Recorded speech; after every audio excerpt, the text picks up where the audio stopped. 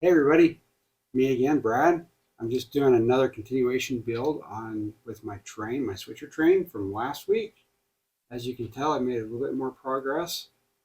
This week we'll be going over how to mount the actual motors, the battery box, and starting to build onto the actual hood and starting to the cab and stuff like that. Okay, so with tonight's build, my continuation is the fact that I was able to mount the motors and the battery box to the actual frame or the bottom of the locomotive itself. To do that, I've actually taken, it'll be easier to show you this, take like a Technic brick 1x2 with a pin, or a Technic brick that's already got the pin molded, like that. And that's how I mount those motors. Now you have to have a jumper in order to get the placement because they're 3 wide and you're trying to work in the center. So, you have to get a little creative. Don't worry about it. It's easy. The frame of the train is 3 plates tall, so you got plenty to build up, and then put basically your jumpers and also your tiles on there. So that way you get a nice looking side area for your people to walk on, little minifigs. Um, but yes, that's how you do that. So you can see my jumpers there. I've came up and actually did a Technic connection here at the top. I could have done at the bottom, kind of like over here. Now, you may notice that I've got a gear in the back there. All that is basically support. Try and get that centered, that motor, to help support it. Because over here I've got where my cab comes all the way off to the edge where it's flush, and I want to try and keep that cool little indent, detent, however you want to think about it, in there. I want that space. So that's why I opted to keep that brick where it's at and actually put a gear in there as a spacer. So that's how I got the motor mounted. Now, for the gear to come up, well, you have to be able to mesh it really, really well. And you don't want any movement or flex away from your 2 gears. So I had to get the right spacing from the top up where the motor's at. So I ended up putting in another gear.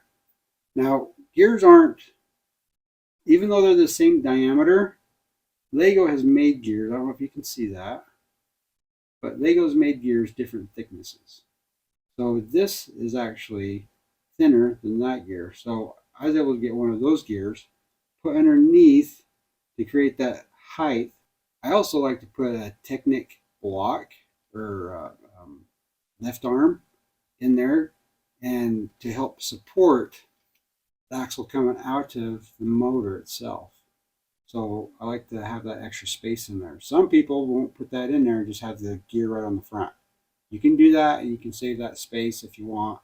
I just like to have that extra bit of uh, what stiffness between the motor and the uh, gear itself. So that's where that ended up. Then I've got the brace on the other end to keep the very top of the axle where it needs to be, so I can't flex away.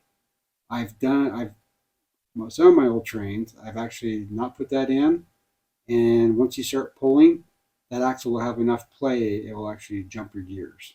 So make sure you put a brace in there to hold that axle, top of the axle. Okay, then no brainer, you just put your battery box in, try and find room for it. And once you get them in place, then you start putting the brick around it. Now, off of the website that I showed in the last video, I know that my cab is 5 wide, so there's 5 wide there. I know that it's 5 bricks up tall that way. So I'm just starting to cover things in. Now, I decided to pick red because I've got a lot of red. I could have done, orange, blue, white, combo of colors, whatever. I just went with red. Easier for me to just have the parts on hand. And then the next thing is I'm just starting to play with some of the shape details, like the end there with the grill, stuff like that.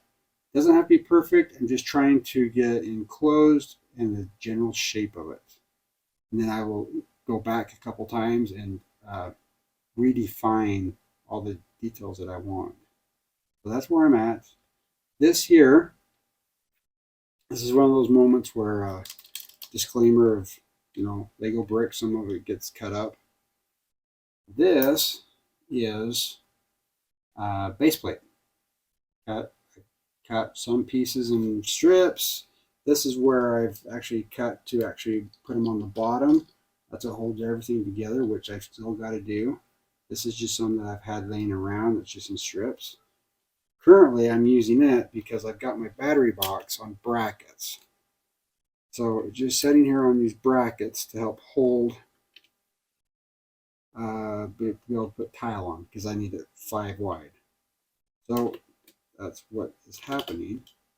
So that helps hold that up, the base plates, while this goes right back onto there because those those brackets aren't tall enough. So that's what holds all that on there. You won't see it when it's all enclosed because I'll cut those the right height I need them. Nobody will know. It'll look good, but that's one of the tricks. I can also change that up to something else. I just haven't got there yet. And I'm still just kind of playing with the shape and stuff. Okay. I've been asked also different options for gearing. This is the one that I usually use for all of my trains. I like it because it runs a little faster, but does drain your batteries faster. This is basically you're geared up, so it's 2 to 1. So all your stuff will run twice as fast as your motor. This makes your trains run about everybody else's pace right now, unless you get the Lego motors themselves. They run really fast as bullet trains. But this is what I run, 2 to 1. That's how I do it. Here is a version of 1 to 1. Now I like this little bracket because that's Lego. It's very compact. It holds the axle shaft up here, plus you got that spacing there to hold that axle shaft. And all you got to do is support the motor itself and have this go down to your truck. So that's a very simple one. This one here is the same as basically that one, other than it's reverse. It's a 1 to 2, so it's geared down. So your truck and all that will be going half the speed of what your motor is. And this is basically the concept of what that one is to be held in place. A couple Technic bricks to hold that in the right position. That, and whatever combo you got to use with spacing. Like right now, that's just sitting on top of that Technic plate. And with it sitting right on the studs, it's perfect space. So that way those gears can't pop apart as it's going down the track. I'd favor to, when you do something like this, to try and get a better tie in on this end, so that way this isn't doing that, but you get the idea that it's trapped. It can't flex away like it should or could. You take that away, you can see that really gets wiggly, and that's where it starts popping and you start having issues. Anyway, that is my next step, and this is where I'm at. The next video, I will proceed on and start covering this in more and trying to come up with a cab that looks correct, proper scale to the picture that I got off the internet. Thank you for watching.